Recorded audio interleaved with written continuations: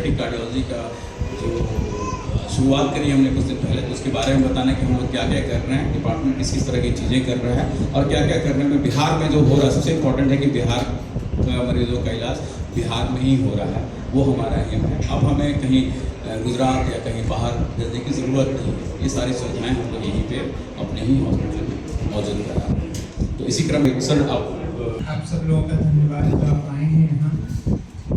एक बहुत बड़ी घाट से बच्चे बाहर जाते थे इलाज के लिए, तो अब डॉक्टर पंकज और डॉक्टर संजय की टीम जो है ये बच्चों के जो हृदय रोग से संबंधित जितने भी परेशानियाँ हैं उन सब का इलाज यहाँ संभव है और किया जा रहा है।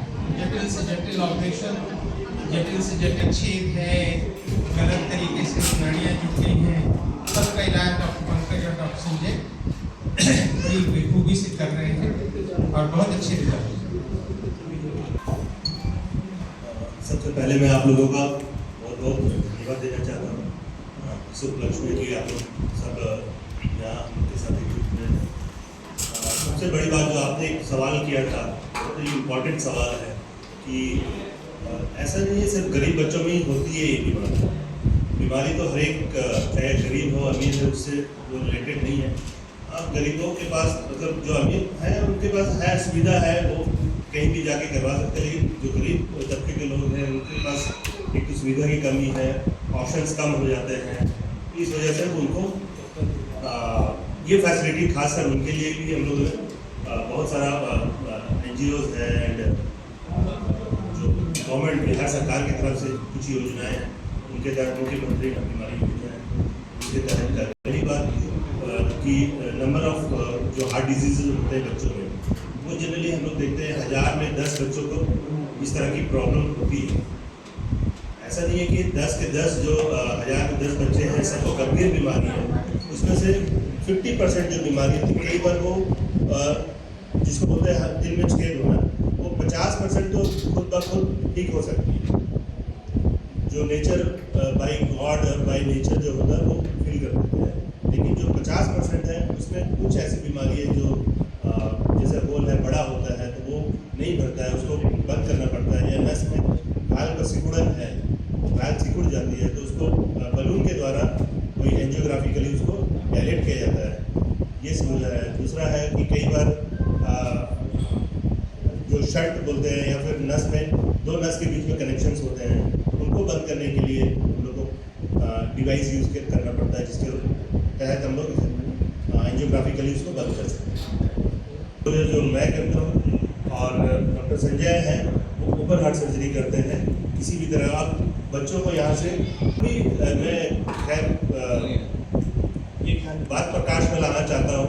होता है क्या है कि आप मान लीजिए यहाँ से अगर बच्चा अहमदाबाद जाता है या मुंबई जाता है सपोज दैट ऑपरेशन के लिए, और 100 में से खुदा न खासा चलिए 100 में से 98 बच्चे बिल्कुल स्वस्थ हैं, ठीक है, लेकिन 2 बच्चों को अगर तकलीफ होती है तो वो क्या करेंगे? एक तो उनके पास असुविधा है कि वो जा नहीं पाएंगे इतनी दूर, फिर प्रॉब्लम यही होता है कि फॉलोअप, क्योंकि सबसे बड़ी समस्या फॉलोअप की है। बच्चों को हम लोग को हर जैसे अगर कोई भी इलाज करते हैं तो उसको पहले 1 हफ्ता के बाद देखना पड़ता है, उसके बाद फिर हम 1 से 1.5 महीने पे देखते हैं, फिर 3 महीने पे, 6 महीने पे, इस तरह से कई सारे समस्या हो सकती है कि ऐसा नहीं है कि एक बार में ही वो इलाज खत्म हो गया, वहाँ पे डेट नहीं है। उसके बाद भी वो प्रक्रिया कई बार 1 से 2 साल तक फॉलोअप करना पड़ता है। ये है आज के दौर में, क्योंकि हर डिस्ट्रिक्ट में इकोकार्डियोग्राफी अवेलेबल है, तो बच्चों में जो ये हार्ट की जो समस्या है, अगर हम देखें कि सबसे ज़्यादा कंजेनाइटल जो प्रॉब्लम्स है, डिफेक्ट या एबनॉर्मलिटी, तो वो हार्ट में सबसे ज़्यादा होती है। मस्तिष्क हो, अंग, शरीर का कोई भी अंग हो, हाथ है, पैर है, कोई भी अंदर पेट की समस्या है, तो सबसे ज़्यादा जो है वो हार्ट ही है जिसमें बनावट की गड़बड़ी सबसे ज़्यादा होती है। तो heart defect is one of the most common problem.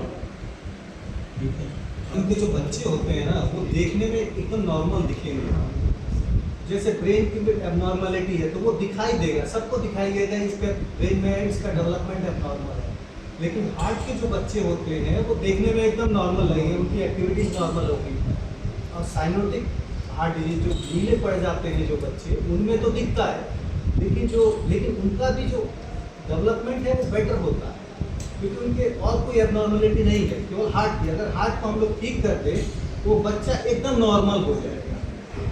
तो इस तरह से, और समाज में जो है हार्ट की बीमारी को जो देखते हैं एक तरह से, एक बार हार्ट का बीमारी हो गया तो वो एक तरह से मतलब उसको नाकाबिल और सब समझ लिया जाता है कि यार इसको स्पेशल प्रिविलेज है। लेकिन जो ऐसे बच्चे हैं इनकी हार्ट की बीमारी को हम लोग ठीक कर दें तो उनका जो बिहेवियर है एकदम नॉर्मल हो जाता है, उनका डेवलपमेंट एकदम नॉर्मल आदमियों की तरह होता है। तो इसलिए बहुत ही इंपॉर्टेंट चीज़ हो जाती है। प्लस दूसरा क्या है कि जब भी स्टेट से बाहर भेजा जाता है तो अपने जो गांव के लोग हैं उनको जैसे ही बोला जाता है कि पटना में इलाज नहीं है तो उनको ऐसा लगता है कि अरे उनके ज़मीन के नीचे से पूरा पैर ही फिसल जाता है, एकदम ज़मीन ही खिसक जाती है। उनके लिए दिल्ली जाना या अहमदाबाद जाना या चेन्नई जाना वैसे ही है जैसे हम लोगों के लिए फॉरेन जाना है। इस चीज़ को हमें ध्यान रखना चाहिए। तो इसलिए ये सारी चीज़ों का ध्यान रखते हुए जो जैसे कि मेदांता का जो एक विज़न है कि हर मेदांता का जो फैसिलिटी है वहाँ पे हर तरह का इलाज अवेलेबल होना चाहिए।